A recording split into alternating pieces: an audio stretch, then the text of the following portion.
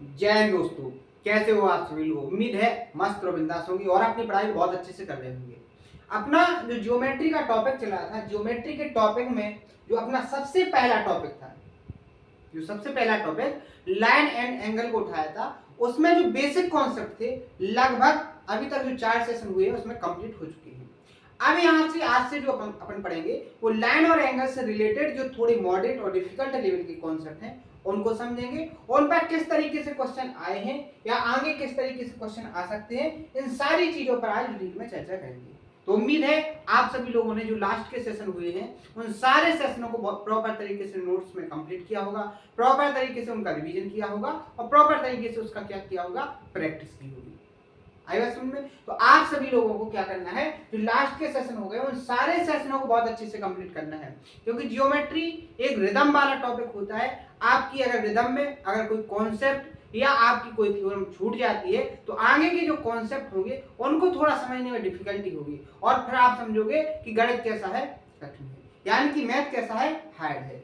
आपको एक ही चीज पर काम करना है कि हर एक कॉन्सेप्ट, हर एक थ्योरम को बहुत अच्छे से कंप्लीट करना है, उस पर इतनी प्रैक्टिस करनी है कि आपके माइंड में वो थ्योरम, वो कॉन्सेप्ट बहुत अच्छे से बैठ जाए। आई बात समझ में?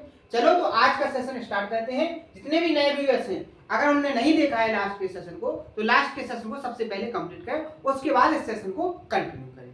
तो आइए आज का सेशन स्टार्ट करते हैं। जैसे कि इससे जो लास्ट वाला सेशन हुआ था उसमें मैंने आपको क्या बताया था कि ट्रायंगल क्या है, ट्रायंगल किन किन चीजों से मिलकर बना होता है, ट्रायंगल में कौन कौन सी चीजें होती हैं, सारी चीजों को बहुत अच्छे से समझाया था, विद एग्जांपल के साथ समझाया था कि ट्रायंगल में 3 वर्टेक्स होती हैं, 3 एंगल्स होते हैं, 3 साइड्स होती हैं, 3 मीडियंस होती हैं, 3 एल्टीट्यूड्स होती हैं, 3 परपेंडिकुलर्स होते हैं, 3 इंटीरियर एंगल होते हैं, 3 एक्सटीरियर एंगल होते हैं। इंटीरियर एंगल का सम यानी कि ट्रायंगल जो त्रिभुज होता है, त्रिभुज के तीनों कोणों का जो सम 180 होता है तो क्यों होता है, विद प्रूफ के साथ मैंने आपको कंप्लीट करवाया था। इसके बाद मैंने आपको कंप्लीट करवाया था कि जो एक्सटीरियर एंगल होता है, यानी कि जो वाय कोण होता है किसी ट्रायंगल का, उसकी जो वैल्यू होती है वो ट्रायंगल के एंड जो अपोजिट एंगल बनेंगे इंटीरियर, उनके सम के बराबर होती है। कैसे होती है उसका प्रूफ भी बताया था।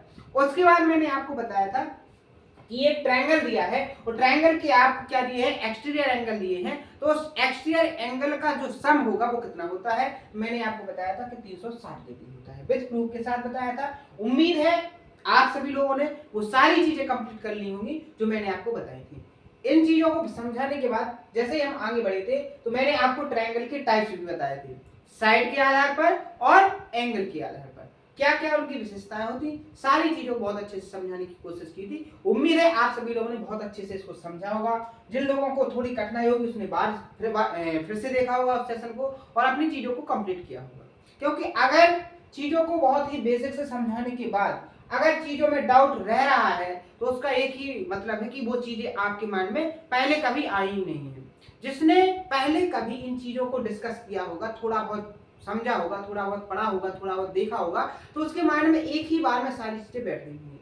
लेकिन ऐसे स्टूडेंट जिन्होंने कभी इन चीजों को नहीं देखा है उनको थोड़ी कठिनाई होगी, तो उसका एक ही उपाय है, एक ही सॉल्यूशन है कि आप क्या काम करें कि जो कॉन्सेप्ट बताए हैं अगर आपको एक बार में समझ ना आए तो उसको 2 बार देखें और उसको बहुत अच्छे से नोट्स बनाएं, और जहां आपको डाउट है उसको की पॉइंट के रूप फॉर्म में क्या लिख लें, अपनी नोटबुक पर लिख लें, जो चीज ज्यादा भूलो आप। ठीक है, यही तरीका है। इन्हीं चीजों से आपकी जो मैथ्स का पोर्शन होता है सारा कंप्लीट हो जाएगा। बहुत स्पीड के साथ सारे क्वेश्चनों को सॉल्व करोगे आप, टारगेट समय के अंदर भी आपका पेपर सॉल्व होगा।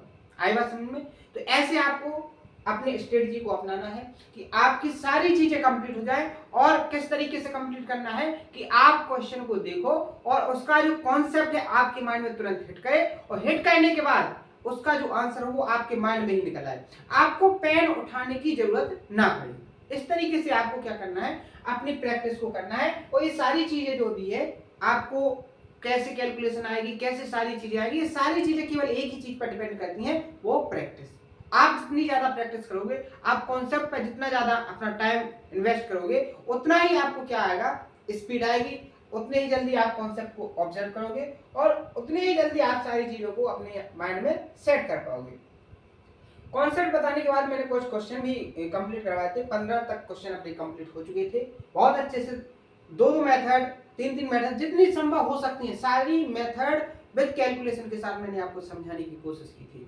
आप लोगों ने बहुत अच्छे से इसको कंप्लीट किया होगा। आज इससे आगे की चीजों को समझेंगे। तो सबसे पहले तो अपन समझेंगे कॉन्सेप्ट, और कॉन्सेप्ट को समझने के बाद जब कॉन्सेप्ट कंप्लीट हो जाएंगे तो अपन क्या करेंगे, इन सारे क्वेश्चन, देखो ये जो क्वेश्चन मैं आपके सामने स्क्रॉल कर रहा हूँ, इन सारे क्वेश्चनों की क्या करेंगे, बहुत अच्छे से प्रैक्टिस। तो आइए आज सबसे पहले तो कॉन्सेप्ट को समझते हैं, उसके बाद क्वेश्चन कंप्लीट करेंगे। देखो मैं आपके लिए एक बहुत अच्छी स्लाइड की फॉर्म में लेके आया हूँ, क्योंकि कुछ ऐसे स्टूडेंट मुझे ऐसे ऑब्जर्व हो रहे हैं कि उनको जो डेफिनेशन है वो समझाने के बाद लिखने में थोड़ी कठिनाई हो रही है। तो ऐसे स्टूडेंट जिनको आते हैं उनको तो मैं समझा ही रहा हूँ, एक एग्जाम्पल के तौर पर खुद हाथ से लिख के समझा रहा हूँ, लेकिन ऐसे स्टूडेंट हैं जो नहीं लिख सकते हैं, जो समझाने के बाद ही भूल रहे हैं, उनके लिए मैंने कॉन्सेप्ट की जो इंपॉर्टेंट कॉन्सेप्ट है उनके लिए पीपीटी के फॉर्म में इंग्लिश और हिंदी यानी कि बाईलैंग्वेज में टाइप करके आपको पीपीटी के फॉर्म में कंप्लीट कर दी। अब आपको कोई कठिनाई नहीं होगी, अब आप बहुत अच्छे से कर सकते हो, सारी चीजों को बहुत अच्छे से कंप्लीट कर सकते हो। तो आइए अब अपन कॉन्सेप्ट पर चलते हैं। देखो कॉन्सेप्ट क्या है, सबसे पहले कॉन्सेप्ट को समझिए। कॉन्सेप्ट में कहा गया है कि पैरेलल लाइंस यानी कि समांतर रेखाएं। अभी आपने लाइन के बारे में पढ़ा था कि लाइन क्या है, लेकिन अब किसके बारे में पढ़ना है आपको, पैरेलल लाइन यानी कि समांतर रेखाएं। क्यों, तो समांतर रेखाएं क्या है, उनकी क्या प्रॉपर्टीज होती हैं, उनसे कैसे कॉन्सेप्ट बनते हैं, उस पर बात करनी है अपन को। तो देखो सबसे पहले डेफिनेशन को पढ़िए कि दो रेखाओं के बीच की जो दूरी हो वो हमेशा कैसी रहे, बराबर यानी समान रहे, फिर उन्हें समांतर रेखाएं कहा जा सकता है। अगर आप कोई दो लाइन ऐसे खींचते हो जिनके बीच का जो डिफरेंस है वो कैसा रहे, हमेशा इक्वल रहे, बराबर रहे, समान रहे, तो उन रेखाओं को आप क्या कह सकते हो, पैरेलल लाइन कह सकते हो। एग्जाम्पल के लिए देखो मैं आपके लिए डायग्राम बनाता हूँ। डायग्राम से बहुत सारी चीजें ऐसी होती हैं जो आसान हो जाती हैं, थ्योरी से समझना थोड़ा कठिन हो जाता है, लेकिन डायग्राम से क्या है, आपके माइंड में एक छाप जैसे बन जाती है और आप उससे ऑब्जर्व कर लेते हो कि ये डेफिनेशन किसकी है। ठीक है, जैसे उसने क्या कहा कि टू लाइंस, आपने टू लाइंस ऐसे निकाल दी, एक, ठीक है,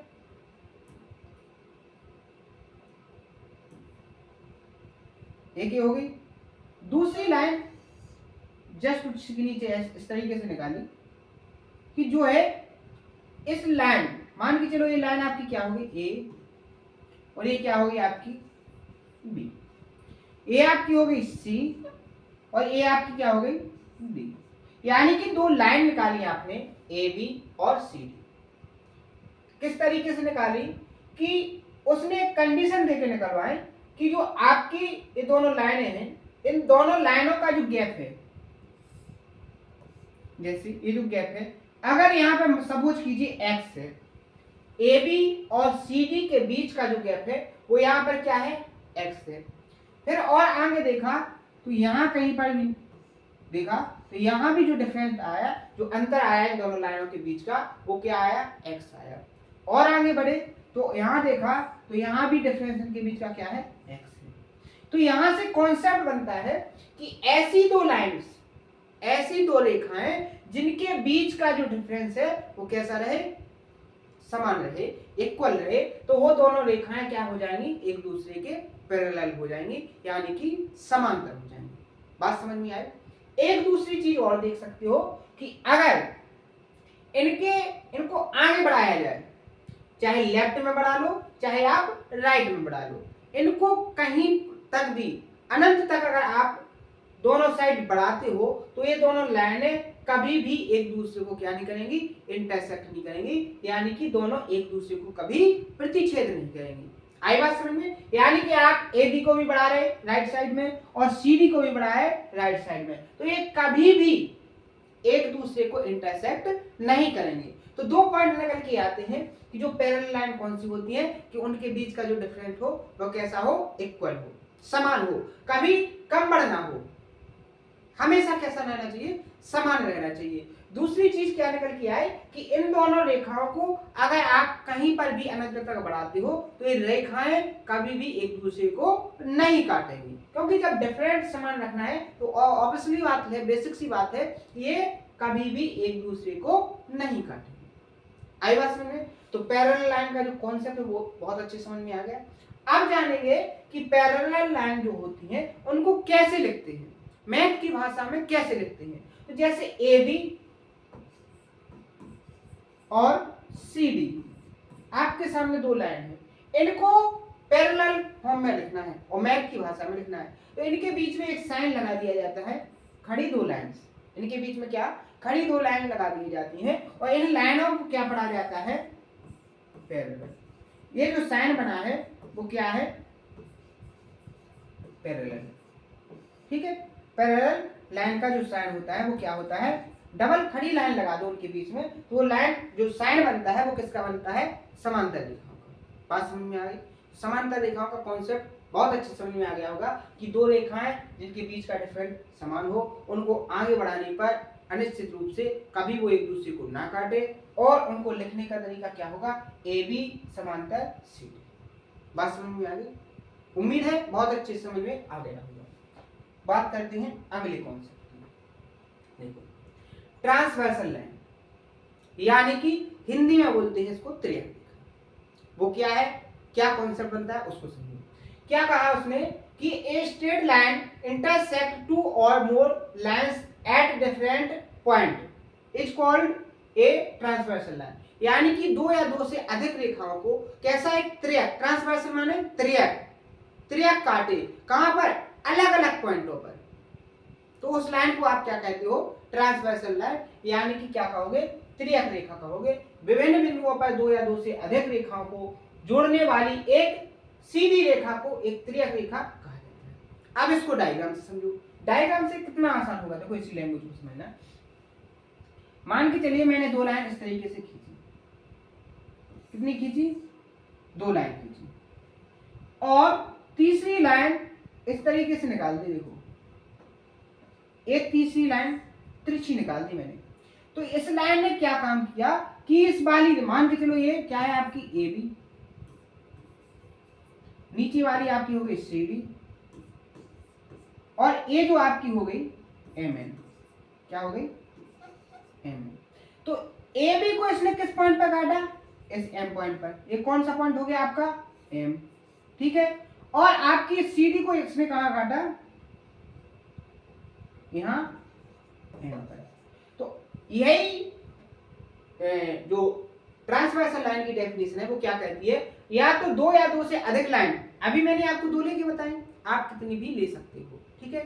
दो या दो से अधिक लाइनों को एक कोई तिरछी लाइन जोड़े, अलग अलग पॉइंटों पर जोड़े, तो उन लाइन को क्या कहेंगे, उन लाइनों की त्रियक रेखा, यानी कि ट्रांसवर्सल लाइन।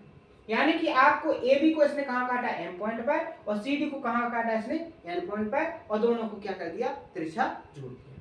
बात समझ में आई, ट्रांसवर्सल लाइन क्या कहती है, इतनी चीज समझ में आ गई। बात आगे बढ़ती है, ठीक है। अब देखो कॉन्करेंट लाइन, देखो संगामी रेखाएं, कॉन्सेप्ट मैंने वैसे डिस्कस किया था जब लाइन का कॉन्सेप्ट बताया था, पहले ही जब सेशन किया था मैंने, तो उसमें आपको समझाया था कॉन्करेंट लाइन क्या है, लेकिन यहाँ बहुत अच्छे समझ लो। जैसे कॉन्करेंट लाइन की बात करें तो जैसे मैंने आपके सामने एक पॉइंट निकाला है और इस पॉइंट का नाम रख दिया क्या, ओ, क्या रख दिया।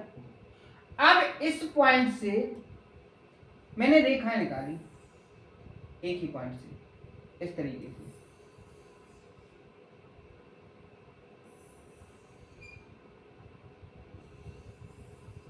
ऐसी रेखाएं निकाली, आप कितनी भी निकाल सकते हो। मैंने आपके सामने एक पॉइंट लिया था यहाँ पर क्या, ओ, और इस ओ से मैंने क्या निकाली, बहुत सारी रेखाएं निकाली।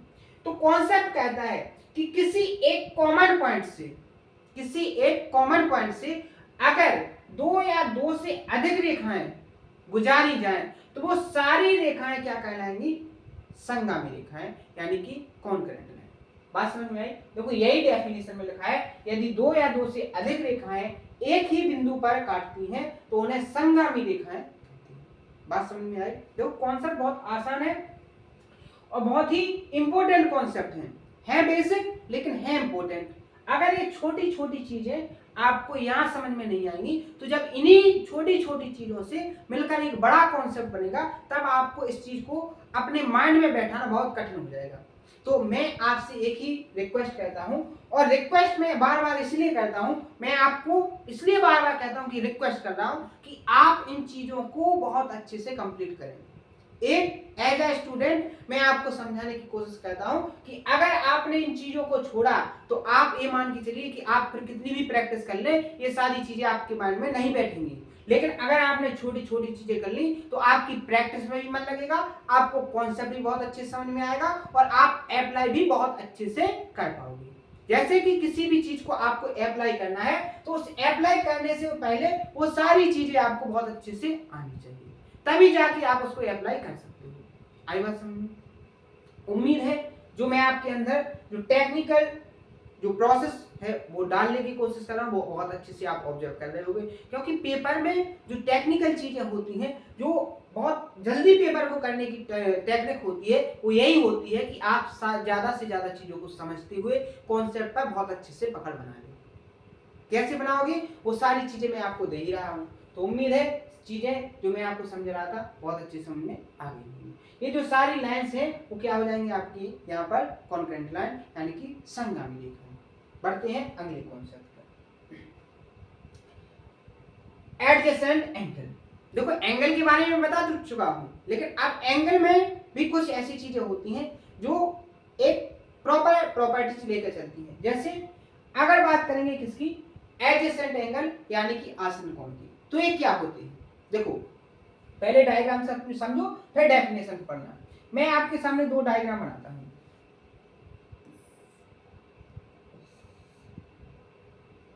मैं आपके सामने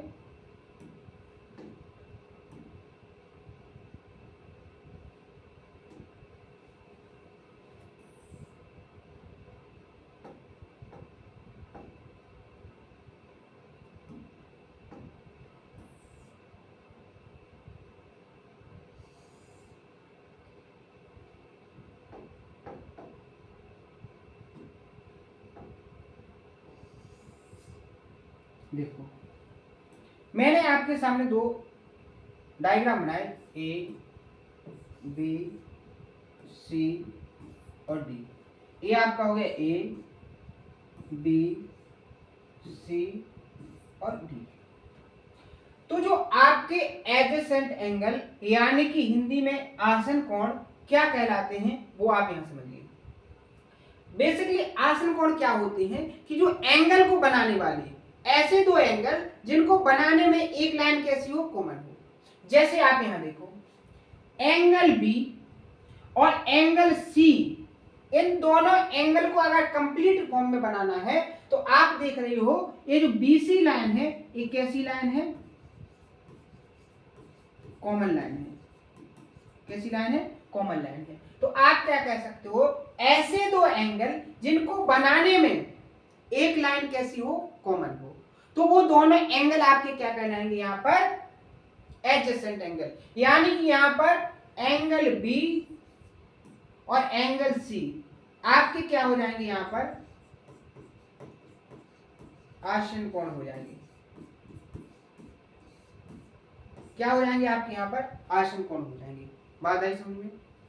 दूसरा यहां समझो, जैसे अगर बात करेंगे एक एंगल ए और एक एंगल ए, इन दोनों एंगल को बनाने के लिए जो बी डी है, देखो ये बी डी, ये लाइन कैसी है, कॉमन है। तो आप क्या कहोगे कि एंगल ए बी डी और एंगल सी बी डी, ये जो दोनों एंगल आपके बन रहे, ये दोनों एंगल आपके क्या हो जाएंगे, एडजेसेंट एंगल यानी कि आसन कोण हो जाएंगे। बात समझ में आ गई? अब देखो स्टेटमेंट पढ़ो उसका। दो आसन कोणों का एक रेखीय युग्म बनाने के लिए कहा जाता है यदि उनकी असमान भुजाएं दो विपरीत किरणें हो। देखो स्टेटमेंट आपको समझ में नहीं आएगा, लेकिन जो स्टेटमेंट का फॉर्म है वो मैंने आपको डायग्राम के फॉर्म में समझा दिया। बात समझ में आई? बहुत अच्छे समझ में आ गई होगी। अब बढ़ते हैं अगले कॉन्सेप्ट पर, लीनियर पेयर ऑफ एंगल्स, संरेखीय युग्म। क्या, संरेखीय युग्म। देखो एक कॉन्सेप्ट बहुत ही इंपॉर्टेंट है और बार बार आपको इस जो लाइन और एंगल से रिलेटेड जो क्वेश्चन पूछे गए हैं लगभग इसी कॉन्सेप्ट से आए हैं। बहुत ज्यादा क्वेश्चन इससे पूछे जाते हैं, वो क्या होता है। जैसे मान के चलिए आपके सामने मैंने एक डायग्राम बनाया है, ठीक है, एक और मैं बना रहा हूं अलग अलग तरीके से।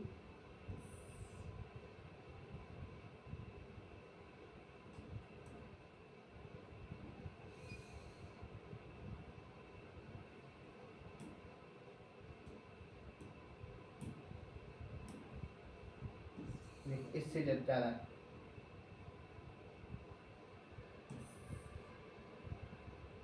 देखो, मैंने आपके सामने दो डायग्राम बनाए, अलग अलग तरीके से बनाए। जैसे बनाए अलग अलग तरीके से, मान के चलिए ये ए ओ बी और सी, ये भी है ए ओ बी और सी, ठीक है। आप यहां देखो, यहां पर भी दो एंगल बन रहे हैं, एक ये और एक ये। यहां पर भी दो एंगल बनाए, एक एक एक एक, ठीक है। बात समझ में आई। अगर किसी सीधी रेखा पर, किसी सीधी रेखा पर मान के चलिए यहां पर एक एंगल और बन रहा है इस तरीके से, ठीक, कितने भी बन सकते हैं। तो मान लीजिए किसी एक सीधी रेखा पर, किसी एक सीधी रेखा पर जब एंगल बनते हैं तो उन सारे एंगलों का जो सम होता है वो कितना होता है, 180 डिग्री। यानी कि आपकी सीधी रेखा कौन सी हो गई, ये वाली, और इस पर एंगल बन कौन रहे, एक ए एक ए एक ए, मान चलो ये डी है। तो यहां से कॉन्सेप्ट क्या बनेगा कि angle B O C plus angle C O D plus angle कौन सा बनेगा, A O D, angle A O D, इसकी जो वैल्यू होगी वो 180 होगी। कितनी होगी, 180। यानी कि जो लीनियर पेयर होंगे, जो रेखीय गुण होते हैं, उन पर जो एंगल बनते हैं उन सभी एंगल्स का जो सम होता है, जो योगफल होता है, वो कितना होता है, 180 डिग्री।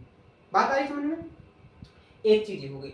दूसरे डायग्राम में आप देखो, एक एंगल क्या बना है यहां पर, B O C plus angle A O C बराबर क्या होता है, 180। क्योंकि ये क्या है, रेखिक युग्म। बात है समझ। क्या कहा गया है कि दो आसन कोणों का एक रेखिक युग्म बनाने के लिए क्या करना पड़ेगा, उसको आसमान भुजाओं को दो विपरीत किरणें। देखो सीधी बात टू, एक मिनट, सीधा देखो, ये थोड़ी टाइपिंग में मिस्टेक हो गई, इसको देखो, इसको तो भूल जाओ। सीधा जो कॉन्सेप्ट कहता है, कॉन्सेप्ट क्या कहता है कि रेखिक युग्म क्या कहलाते हैं आपके, कि अगर उनके जो क्या है, जो रेखिक युग्म बनते हैं, जितने भी एंगल्स होते हैं, उन सभी एंगल्स का जो सम होता है वो क्या होता है, 180 डिग्री। बात समझ में आ गई, ठीक है। इसको मैं अपडेट करके फिर से डाल दूंगा, कोई बात नहीं, वो टाइपिंग में मिस्टेक हो गई, ठीक है। आगे बढ़ते हैं। वर्टिकली अपोजिट एंगल, शीर्षाभिमुख कोण। देखो इस कॉन्सेप्ट को भी बहुत अच्छे समझो क्या है, देखो डायग्राम से समझो।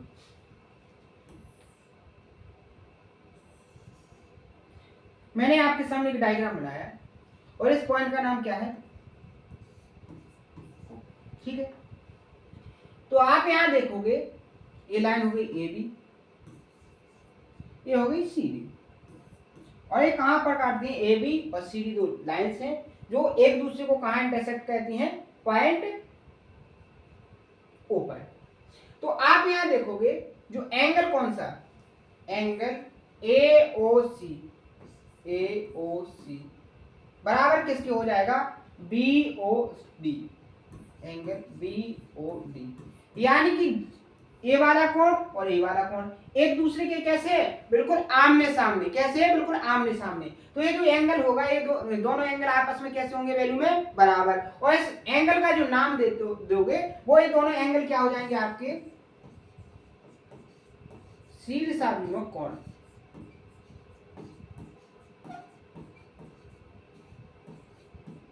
क्या हो जाएंगे, शीर्षाभिमुख कोण। यानी कि वर्टिकली अपोजिट एंगल। बात समझ में आ गई। अगर बात करेंगे इस एंगल और इस एंगल की, तो ये दोनों एंगल कौन सा, बी ओ सी, एंगल बी ओ सी बराबर किसके हो जाएगा, ए ओ डी के, एंगल ए ओ डी के। बात समझ में आई। ये भी एंगल आपके क्या हो जाएंगे, शीर्ष अभिमुख।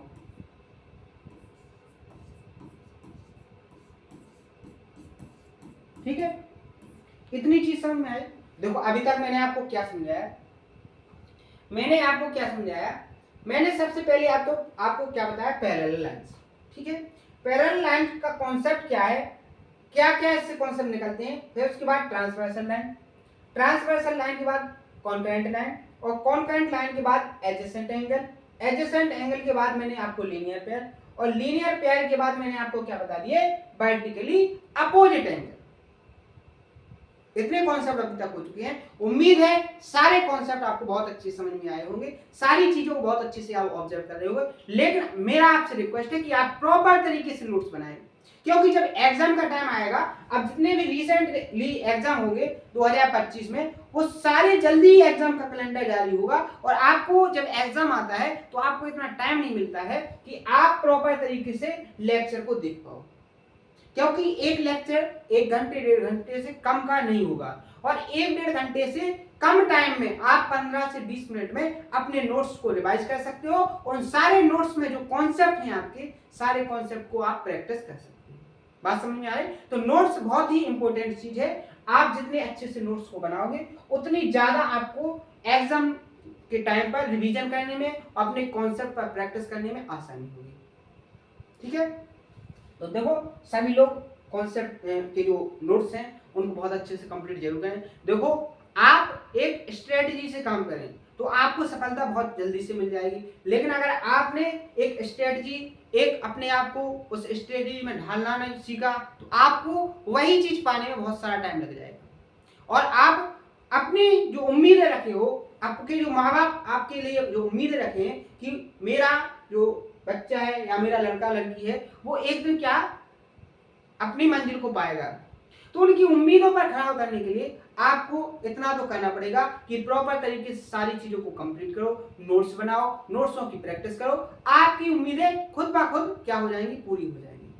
आई बात समझ में। तो कैसे चीजें कंप्लीट होती हैं वो सारी चीजें मैं आपको समझाने की कोशिश कर रहा हूँ, एज ए स्टूडेंट की तरीके से समझाने की कोशिश कर रहा हूँ। उम्मीद है आप सभी को वो समझ में आ रही होगी। ठीक है, आगे बढ़ते हैं। देखो ये आपकी बहुत ही इंपोर्टेंट चीज आ गई है, इसको बहुत अच्छे समझना है। बहुत ही इंपोर्टेंट कॉन्सेप्ट है। कॉन्सेप्ट क्या है, when a transversal line intersect two parallel line, यानी कि जब दो समांतर रेखाओं को एक ट्रांसवर्सल लाइन इंटरसेक्ट करे यानी कि प्रतिच्छेद करे, तब क्या क्या कॉन्सेप्ट बनते हैं, कौन कौन से एंगल्स के टाइप बनते हैं, और उनकी जो वैल्यू होती है, कौन कौन से एंगल्स इक्वल होते हैं वैल्यू में, कैसे पता चलता है। यहाँ देखो बहुत अच्छे से समझाऊंगा, बहुत ही क्लियर तरीके से मैंने डायग्राम को बनाया, प्रॉपर तरीके से उनके नाम भी लिखे हैं। जैसे सबसे पहला जो नाम आएगा वो किसका आएगा, वर्टिकली अपोजिट एंगल। देखो अभी मैंने यहां भी समझाया वर्टिकली अपोजिट एंगल। इसी कॉन्सेप्ट से आप यहां देखो, अगर आपकी जो ए बी पैरेलल है किसके, सी डी के, और आपकी जो एम एन है, एम एन क्या है आपकी, ट्रांसवर्सल लाइन है।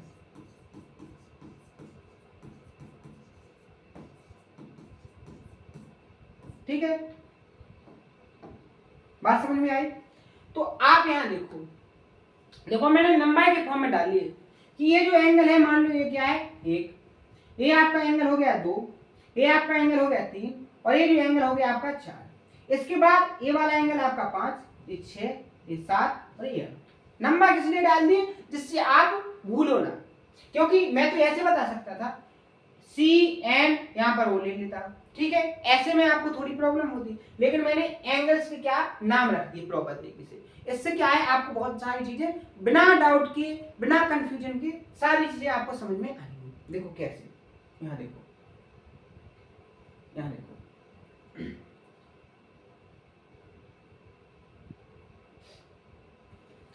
बात करेंगे vertically opposite angle. Vertically opposite angle तो मैंने अभी बताया कि 1 की अपोजिट क्या है 3, 1 की अपोजिट क्या है 3। तो यहां मैंने लिखा है कि जो 1 की अपोजिट क्या हो जाएगा 3। बात समझ में आई वर्टिकली अपोजिट। यहां देखो 2 की अपोजिट 4। देखो जैसे मान के चलो यहां मैं इसको 1 2 3 4 ऐसे कह देता, तो 1 के अपोजिट आपका क्या होता 3, और यहां 2 के अपोजिट क्या हो जाता है आपका 4। तो इसी तरीके से इसी कॉन्सेप्ट से आप यहां देखो 1 के अपोजिट क्या हो गया 3, 2 के अपोजिट आपका क्या हो जाएगा 4। इसके बाद आगे बढ़ो, यहाँ 5 के अपोजिट क्या होगा 7। देखो 5 के अपोजिट 7। इसके बाद यहाँ 6 के अपोजिट क्या होगा 8, 6 के अपोजिट 8। बात समझ में आई वर्टिकली अपोजिट। बात समझ में आई ना कि वर्टिकली अपोजिट एंगल क्या है। ठीक है, उम्मीद है समझ में आ रहे होंगे। इसके बाद कौन से एंगल बनेंगे करेस्पॉन्डिंग एंगल, यानी कि संगत कोण। संगत कोण क्या कहलाते हैं, ऐसी आकृति बन जाए जैसे ये दो पैरेलल लाइन है, ठीक है, ये ट्रांसवर्सल लाइन है, तो जहां एक जेड फॉर्म की डायग्राम बन जाए वो एंगल क्या हो जाएंगे। अब जैसे देखो जेड ऐसी बनता है, तो आपका ए वाला एंगल और आपका ए वाला एंगल ये दूसरे एक दूसरे के कैसे होंगे संगत कोण। अगर आप यहां से देखो, देखो कितनी टेक्निकल लैंग्वेज से मैं आपको समझाने की कोशिश कर रहा हूं। ऐसा कोई भी स्टूडेंट नहीं होगा जिसको आप समझ में ना आए। ये वाला जो एंगल बना और ये वाला एंगल बना, ये दोनों एंगल आपके एक दूसरे के कैसे हो जाएंगे संगत कोण। बात है समझ में। तो आप यहां देखो एंगल 1 के संगत क्या हो जाएगा 7। देखो ये जो एंगल है ये जो एंगल है एक दूसरे के कैसे हो जाएंगे संगत। ठीक है, बात समझ में आई। देखो चीजों को कैसे समझना है बहुत आसान तरीके से समझोगे, लेकिन जब आप बहुत अच्छे से समझने की कोशिश करोगे तब। जैसे यहाँ देखो एंगल 1 और 7 क्या हो जाएंगे एक दूसरे के संगत, और इनकी वैल्यू कैसी होगी बराबर। देखो ये जो वर्टिकली अपोजिट एंगल होते हैं इनकी जो वैल्यू होती है वो कैसी होती है बराबर। मान के चलो एंगल 1 की वैल्यू अगर 40 डिग्री है तो यहाँ एंगल जो 3 होगा उसकी भी वैल्यू कितनी होगी 40 होगी। कितनी होगी 40 होगी। मान के चलो एंगल 6 की वैल्यू आपको 60 दी गई है, तो 6 के वर्टिकली अपोजिट एंगल क्या है 8, तो 8 की भी वैल्यू क्या होगी यहाँ पर 80 होगी। बात समझ में आई। इसी तरीके से अगर संगत कोण की बात करें, अगर एंगल 1 की वैल्यू यहाँ पर 90 दी गई है, क्या दी गई है 90, तो आपका संगत एंगल क्या है 7, इसकी भी वैल्यू क्या होगी 90 होगी। बात समझ में आई। ठीक है, देखो वही तरीका मैंने आपको बताया कि इसकी भी वैल्यू क्या होगी। देखो 1 किसके संगत होगा 7 की, एक ही ओर की बनी कोण क्या कहलाती है संगत। यहाँ देखो 2 के संगत क्या है 8, यहाँ जो 2 बन रहा है ये 8 बन रहा है, तो 2 और 8 कैसे हैं एक दूसरे के संगत। ठीक है, तीसरा 3 और 5 के संगत, यहाँ देखो 3 के संगत क्या होगा 5। बात समझ में आए। यहाँ 4 के संगत क्या होगा 6। बात समझ में आ गई। तो ये क्या कौन से एंगल हो गए संगत करेस्पॉन्डिंग एंगल, और ये वैल्यू में कैसे होते हैं बराबर होते हैं। ठीक है, अब बात करते हैं एकांतर कोण की। आगे कौन से कोण बनेंगे alternate interior angle. Alternate interior angle यानी कि एकांतर अंतर कोण। यहां वो कॉन्सेप्ट लगता है कि अगर दो पैरेलल लाइन है और कोई ट्रांसवर्सल लाइन है और यहाँ पर आप देखोगे तो यहाँ देखो अगर ये जेड बना, वो कॉन्सेप्ट वहां वो मिस्टेक से हो गया था। आप यहाँ देखो ए जो एंगल बना है जेड वाला, ये ए एंगल और ए एंगल आपस में क्या हो जाएंगे इनके अल्टरनेट इंटीरियर एंगल। बात करेंगे देखो अगर ऐसे यहाँ पर, तो देखो यहाँ ऐसे इस तरीके से बनेगा, तो ये एंगल और ये एंगल एक दूसरे के कैसे होंगे अल्टरनेट इंटीरियर एंगल। तो देखो डायग्राम में देखो यहाँ देखो कौन सा बना, यहाँ देखोगे ऐसे ऐसे ऐसे, तो इंटीरियर यानी कि जो पैरेलल लाइन है उनके अंदर वाले। तो यहाँ देखोगे आपका 7 और 3, यानी कि 3 के अल्टरनेट क्या होना चाहिए आपका 7। देखो 3 के अल्टरनेट क्या है 7। अगर दूसरे तरीके से देखो, अगर आप यहां से देखोगे ऐसे, तो यहाँ 6 के अल्टरनेट क्या होना चाहिए 2। तो देखो 6 के अल्टरनेट 2, और ये वैल्यू में कैसे होंगे बराबर। अगर यहाँ पर एंगल 2 की वैल्यू 70 है तो एंगल 6 की वैल्यू कितनी होगी 70 होगी। वैल्यू में कैसे होंगे बराबर होंगे। बात समझ में आ गई। ठीक है, दूसरी चीज आप यहां देखो, ये तो हो गया इंटीरियर। अब बात करेंगे किसकी एक्सटीरियर एंगल की। किसकी करेंगे एक्सटीरियर एंगल की। तो उसी कॉन्सेप्ट से आप देखोगे एंगल 8, किसके एक्सटीरियर हो जाएगा 4 के, यानी कि अल्टरनेट एक्सटीरियर एंगल, यानी कि अब जो पैरेलल लाइन है उनके ऊपर वाले, तो आपका ए वाला एंगल और ए वाला एंगल, यानी कि 8 और 4 एक दूसरे की कैसे होंगे, अल्टरनेट एक्सटीरियर एंगल। ठीक है, इसी तरीके से 8 ए और 5 ए वैल्यू में कैसे होंगे, बराबर। मान के चलो एंगल 8 की वैल्यू आपकी मान के चलो 110 है, तो आपकी एंगल 4 की वैल्यू कितनी होगी, 110 ही होगी। बात समझ में आई, ये हो गया आपके कॉन्सेप्ट। बात इतनी बात समझ में आ गई तो आपके अब लगभग लाइन और एंगल से जो रिलेटेड जो कॉन्सेप्ट है सारे कॉन्सेप्ट कंप्लीट हो गए। इसके बाद अब अगला टॉपिक स्टार्ट होना है ट्राइंगल। क्या, ट्राइंगल, त्रिभुज। बहुत ही इंटरेस्टिंग टॉपिक है, बहुत जल्दी अपन कवर करेंगे सारी चीजों को। बस अभी कॉन्सेप्ट हो गए, इन कॉन्सेप्ट पर क्वेश्चनों की प्रैक्टिस और करना है। इसके बाद बस कुछ नहीं बचा, लाइन और एंगल जो कॉन्सेप्ट वाले टॉपिक हैं वो खत्म हो जाएंगे। ठीक है, 1 से 2 क्लासेस होंगी, एक और आज की क्लास का लास्ट का सेशन जो कॉन्सेप्ट है उसको और देखेंगे, फिर सेशन को आज यहीं खत्म करेंगे। कल इन सारे कॉन्सेप्टों पर क्या करेंगे, अपन क्वेश्चनों की प्रैक्टिस करेंगे। बात आई समझ में? तो आप यहाँ देखो, देखो जैसे मैंने आपको एडजेसेंट एंगल यानी आसन कोण बताए, बिल्कुल बताएंगे। तो देखो यहाँ आसन कोण की मैंने एक डेफिनेशन बताई थी कि ऐसे दो एंगल जिनको बनाने में एक लाइन कैसी हो, कॉमन हो। तो देखो आप यहाँ देखोगे ये जो लाइन है, ये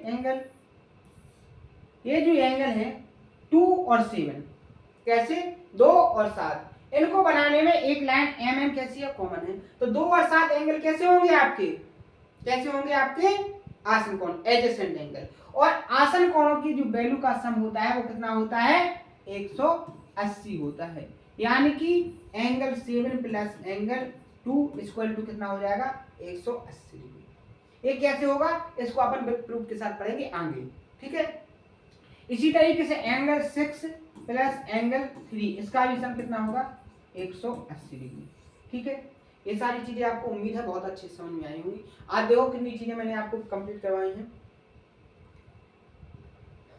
बहुत सारे कॉन्सेप्ट कंप्लीट करवाए हैं और विद एग्जांपल के साथ करवाए हैं, और अब इन पर क्वेश्चनों की प्रैक्टिस करेंगे। तो देखो एक आध क्वेश्चन मैं आपको करवाने की कोशिश करता हूँ। देखो जो लास्ट ईयर के एग्जाम में आया भी है, इसी को कर लो, इसी को कर लो। देखो क्वेश्चन में क्या कहा गया है कि नीचे दिए गए चित्र में पी क्यू पैरेलल किसके है, एस टी के, यानी कि पी क्यू पैरेलल दिया गया है एस टी के। लेकिन यहाँ देखो उसने पूरी निकाली, आप क्या कर सकते हो, इसको आगे बढ़ा सकते हो कि नहीं, इस तरीके से देखो आपने इसको आगे बढ़ा दिया। ठीक है, अब बहुत अच्छे समझ में आएगा। अब यहाँ देखो, और आपको एंगल पी क्यू आर ये कितना दिया है, 110 डिग्री। आर एस टी ये वाला एंगल कितना दिया है, 130 डिग्री। अगर ये 130 डिग्री है तो ये एंगल आपका क्या होगा, 130 डिग्री। कहां से, कॉरेस्पॉन्डिंग एंगल। देखो यहाँ देखो, इसीलिए तो मैं पहले कॉन्सेप्ट बताता हूं। यहाँ देखो,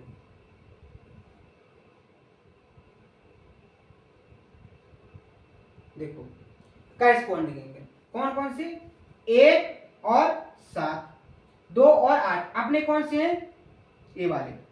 क्या हो रहे हैं, 6 और 4, 5 और 3, ऐसे ही है ना, ऐसे ही है ना। तो इसी कॉन्सेप्ट से देखो वो कॉरेस्पॉन्डिंग एंगल वाला कॉन्सेप्ट बताया है यहाँ पर। देखो जितनी पकड़ आपकी कॉन्सेप्ट पर होगी उतना ही आसान आपके लिए क्या हो जाएगा, क्वेश्चन का सॉल्यूशन। तो ये 130, तो ये भी 130।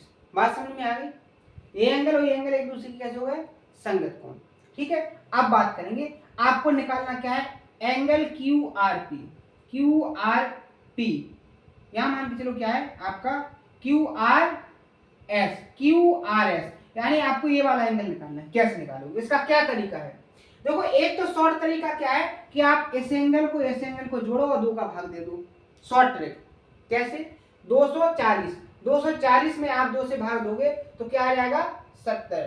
ठीक है, सॉरी देखो, या वो छोड़ो, दूसरा तरीका इसका क्या है, देखो आप क्या करो कि अगर ये लीनियर पेयर बन रहे, अगर ये 110 है तो ये कितना होगा, 70। कितना होगा, 70। ये 130 है तो ये कितना हो जाएगा आपका, 50। अब आपके सामने एक ट्रायंगल बन गया, ये वाला बन गया कि ट्रायंगल के तीनों एंगल का जो सम होता है वो कितना होता है 180 डिग्री। अगर दो एंगल 50 और 70 हैं यानी 120 हो गए, तो आपका ये एंगल कितना बचेगा 60 डिग्री का, और आपका ऑप्शन नंबर बी क्या हो जाएगा इसका करेक्ट आंसर। आएगा समझ में? उम्मीद है बहुत अच्छे समझ में आया होगा। कल के सेशन में आगे के क्वेश्चन सारे कंप्लीट करेंगे, बहुत अच्छे से कंप्लीट करेंगे। तो आज के लिए इतना ही, अब अपना पढ़ेंगे नेक्स्ट सेशन में, ठीक है।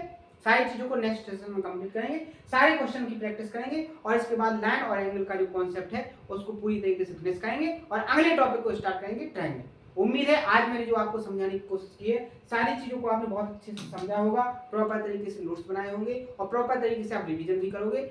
अगले सेशन में यहाँ से आगे बढ़ेंगे। तो आज के लिए इतना ही, मिलते हैं नेक्स्ट सेशन में। सेशन कैसा लगा उसको कमेंट बॉक्स में जरूर बताएं। अगर सेशन पसंद आए तो उसको ज्यादा से ज्यादा शेयर करें, ठीक है। थैंक यू, धन्यवाद।